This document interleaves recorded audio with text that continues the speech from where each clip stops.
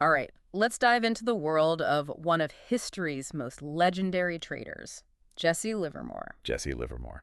We're going through reminiscences of a stock operator. Yeah. It's his autobiography and all about how he worked on Wall Street back in the early 1900s.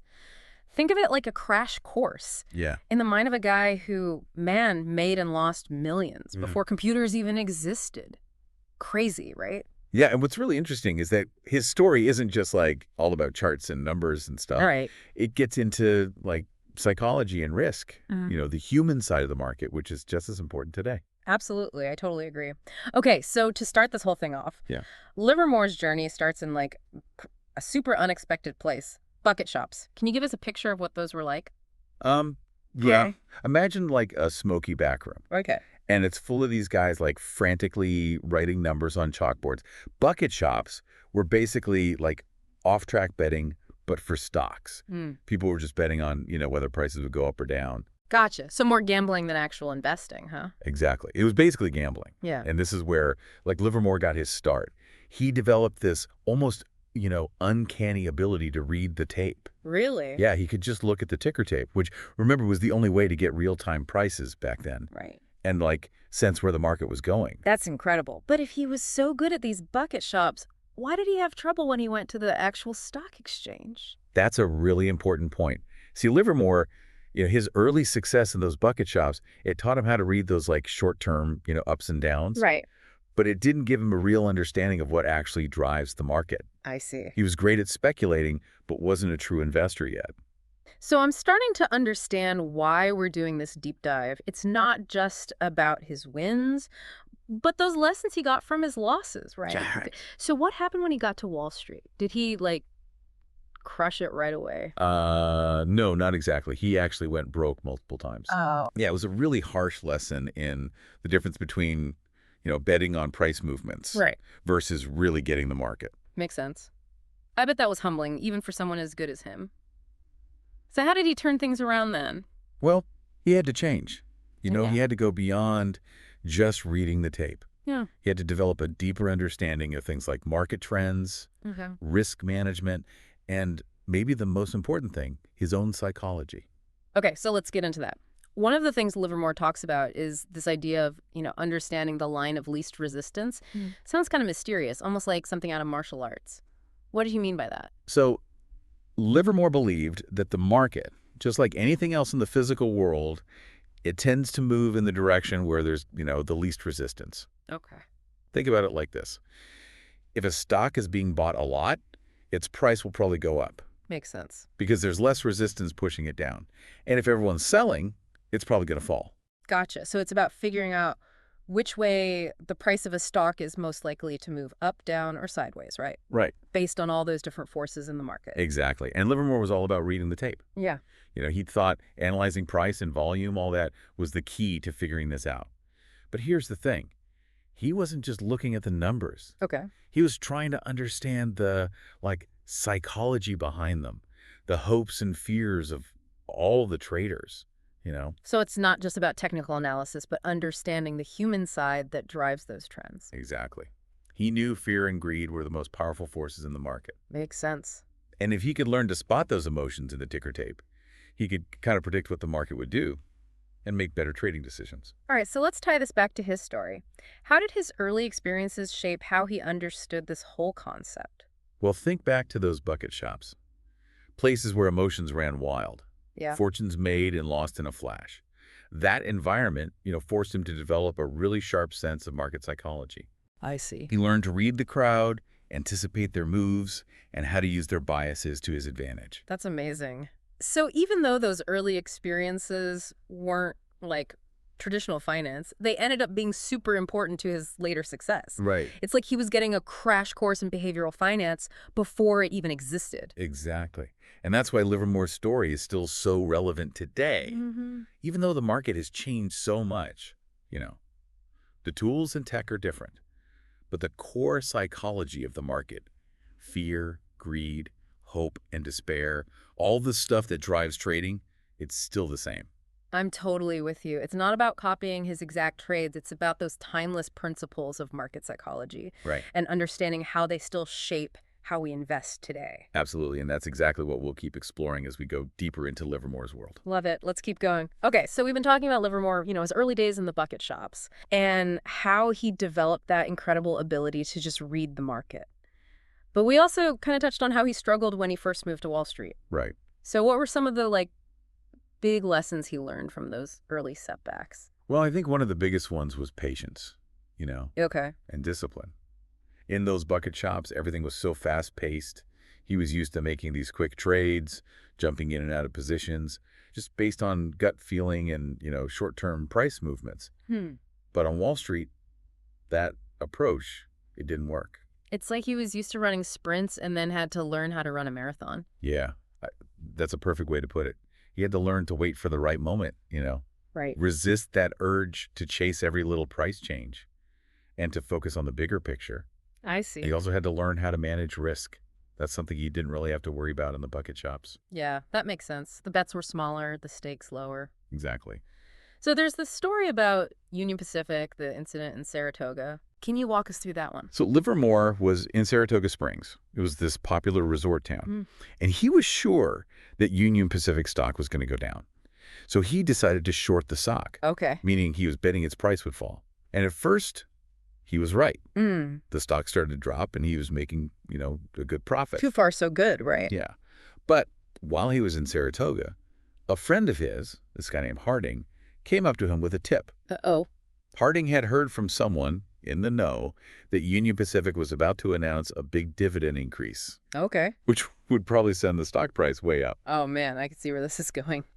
So Livermore went against his gut and bought back the stock he had shorted, right? Yeah, he did. Essentially closed his position at a loss just because he didn't want to go against his friend's advice. Exactly. And of course, the tip was completely wrong. Oh, no. No dividend increase.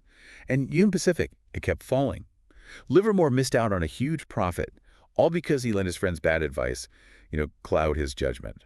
That's a tough lesson, but valuable, It shows how important it is to stick to your guns and not let emotions or other people's opinions mess with your decisions. Yeah, absolutely.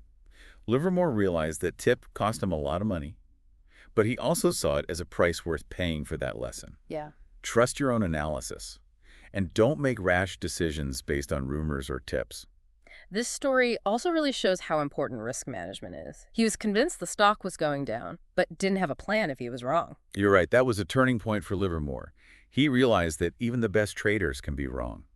And you got to have a plan to manage risk if you want to survive in the market long term. So let's talk about how he actually used these lessons.